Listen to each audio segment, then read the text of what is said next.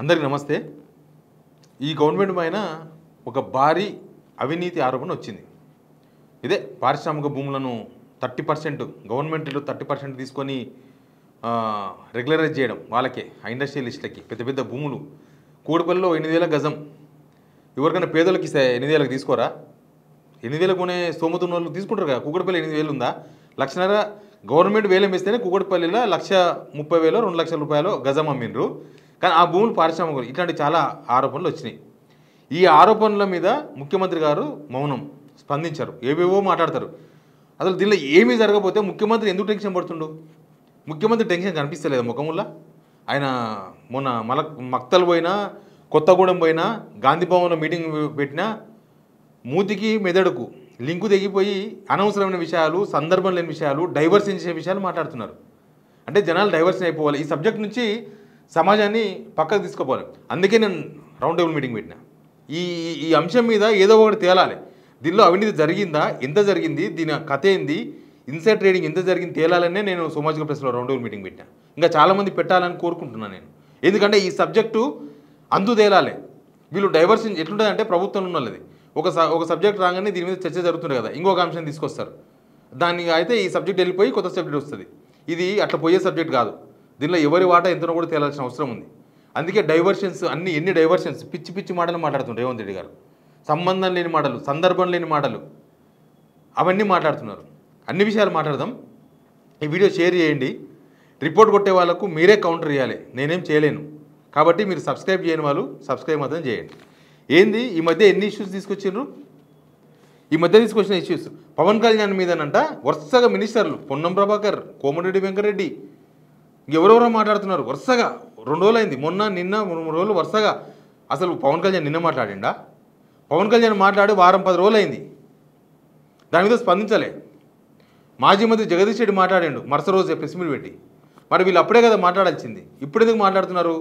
ఇప్పుడు ఈ స్కీమ్ ఉంది కదా, ఈ స్కీమో స్కామో అని పెట్టినాం మనం రౌండ్ టేబుల్ మీటింగ్.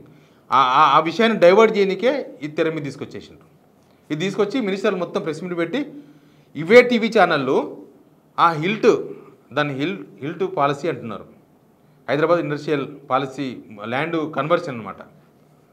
ఆ ల్యాండ్ ఆ ఇష్యూ బయటికి రాకుండా, టీవీ ఛానల్లో వార్తలు రాకుండా మేనేజ్ చేసిండ్రు. ఏ టీవీ ఛానల్ అయినా సరే దీని వెనుక ఇన్ని అనుమానాలు ఉన్నాయి, ఒక్క టీవీ ఛానల్ వేసిందా? మీడియాని మేనేజ్ చేసేసిండ్రు.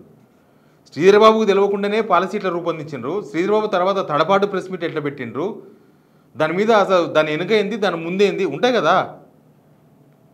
ఒక పొలముల చిన్న గుడిసె వేసుకుంటేనే దాని పర్యవసానం ఏంది, మనకు నీడ పడుతుందా మన పంట మీద, లేకపోతే రానుపోని ఏమైనా కాలువలకు అడ్డమవుతుందా, ఏమైనా కరెంటు వైర్లు మీద ఉన్నాయా చూసుకుంటాం కదా, ప్లానింగ్. మళ్ళీ వీళ్ళు గవర్నమెంట్ జాగాను 30%, గవర్నమెంట్ రేట్లో 30%కే, గవర్నమెంట్ రేటు ₹1,00,000 ఉంటే 30,000కే రెగ్యులరైజ్ చేస్తామన్నప్పుడు మళ్ళీ మిగతా 70% ఎవరి చేతులకు పోతాయని అనుమానం రాదా? కూడిపల్లి 8,000 రూపాయలకే మీకు ల్యాండ్ ఇచ్చేస్తున్నాం, మీదే తీసేసుకోండి అంటే అనుమానం రాదా? అసలు దీనిలో శ్రీధరబాబుకి ఎందుకు తెలియదో అనుమానం రాదా? ఇప్పుడు వచ్చి మేము గవర్నమెంట్ ల్యాండ్ చేస్తలేము, కేవలం సెల్లునే చేసామని శ్రీధరబాబు చెప్తున్నాడు. ఆ జీవోలో ఎందుకు ఎట్టలేదు?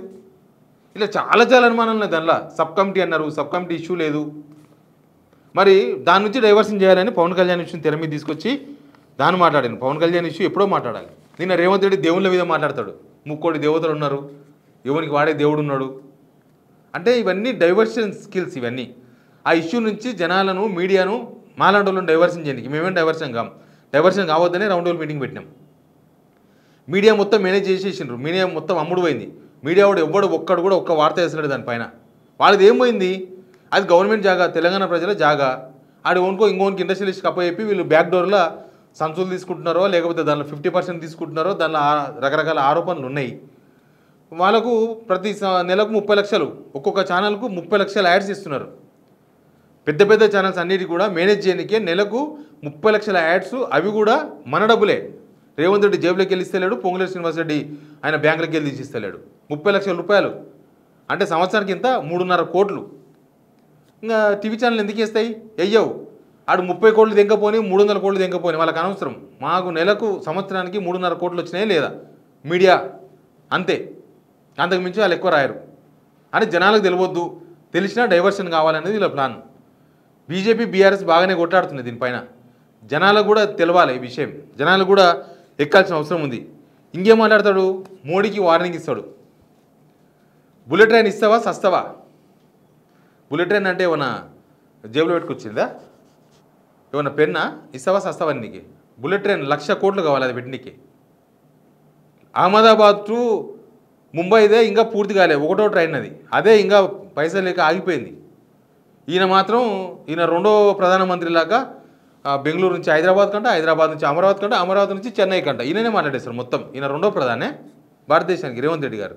అవన్నీ ఎందుకు మాట్లాడుతున్నాడు అంటే డైవర్స్ ఇంజిన్కి మాట్లాడుతున్నాడని ఈజీగా అర్థమవుతుంది.